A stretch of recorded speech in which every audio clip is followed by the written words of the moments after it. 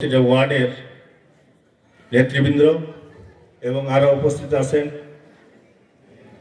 আমরা কিছুক্ষণ আগেই খুব সুন্দর আলোচনা শুনলাম দ্বিতীয় বক্তা এবং আরো প্রধান বক্তা ওখানে উপস্থিত হয়ে যাবেন এবং উপস্থিত আছেন আপনারা এলাকাবাসী সবাইকে আমার সালাম, আসসালামু আলাইকুম। আমরা দীর্ঘদিন একটি গোষ্ঠীর কাছে জিম্মি হয়েছিলাম। আমরা এই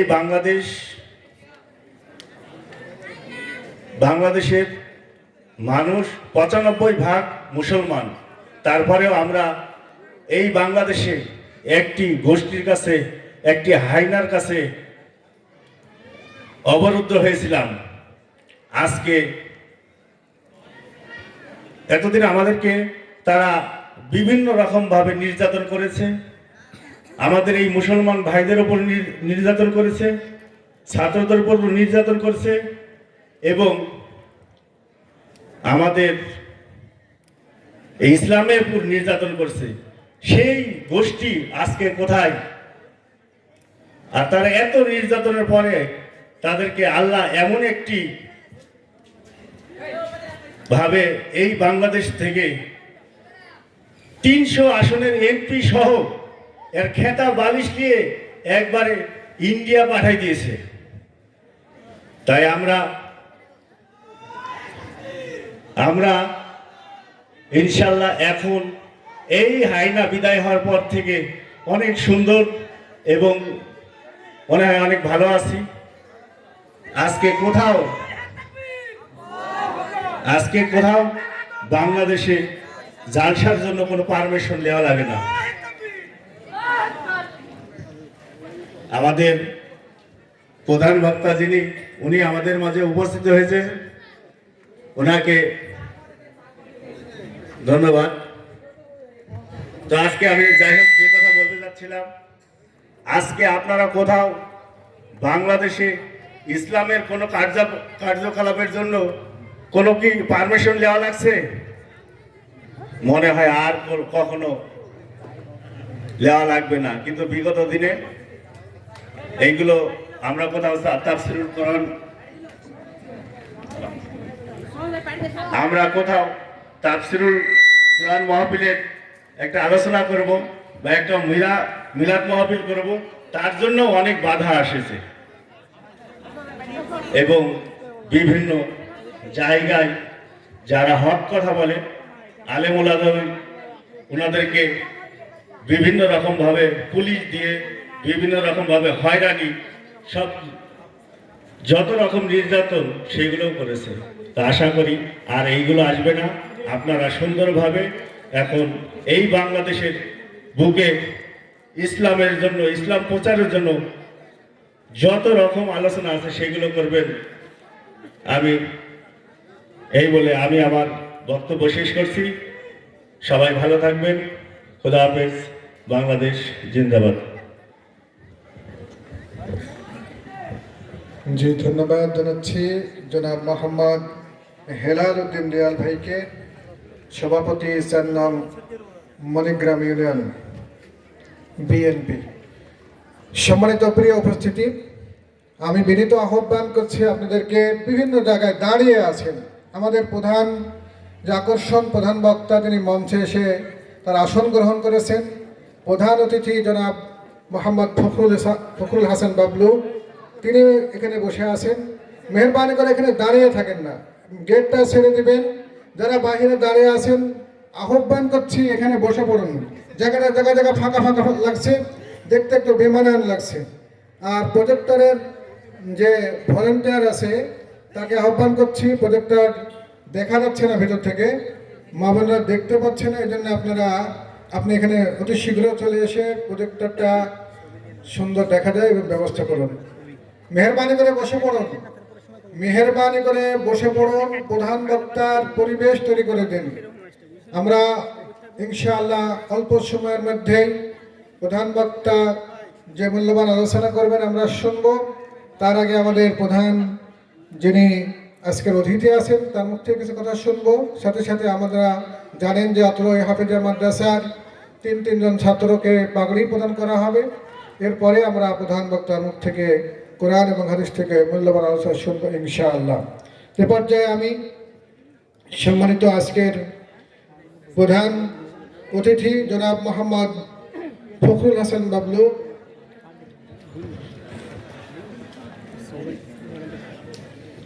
তিনি পাকুড়িয়া ইউনিয়ন পরিষদের সাবেক চেয়ারম্যান ছিলেন এবং বাঘা আহ্বায়ক বাঘা উপজেলা বিএনপি।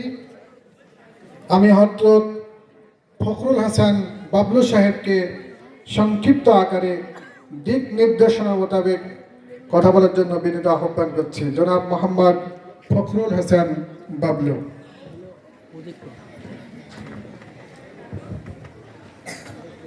বিসমিল্লাহির রহমানির রহিম।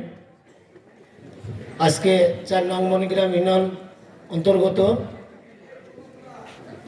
আটঘরিয়া ইরশাদিয়া মাদ্রাসা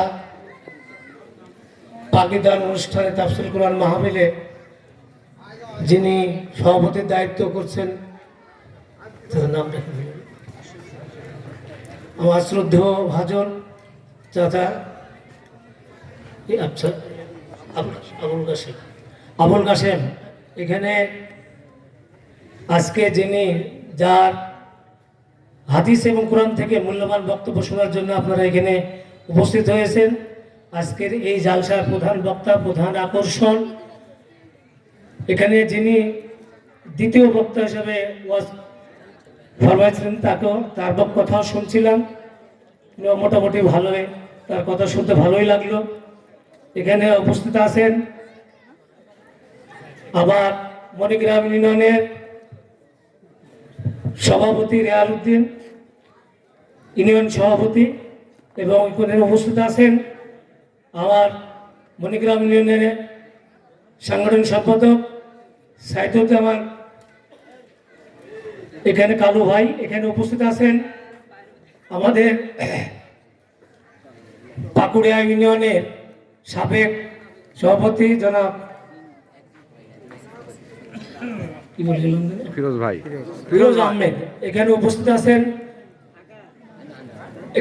আছেন আরো আমার বাংলাদেশ জাতীয়তাবাদী দল বিএনপির নেতৃবৃন্দ সহ ওলামা ইকরামগণ এবং পর্দার আড়ালে থাকা মা বোনেরা এবং আমার সম্মুখে আগত এবং সমাগত মুসল্লিবৃন্দ, সকলের প্রতি সালাম, আসসালামু আলাইকুম।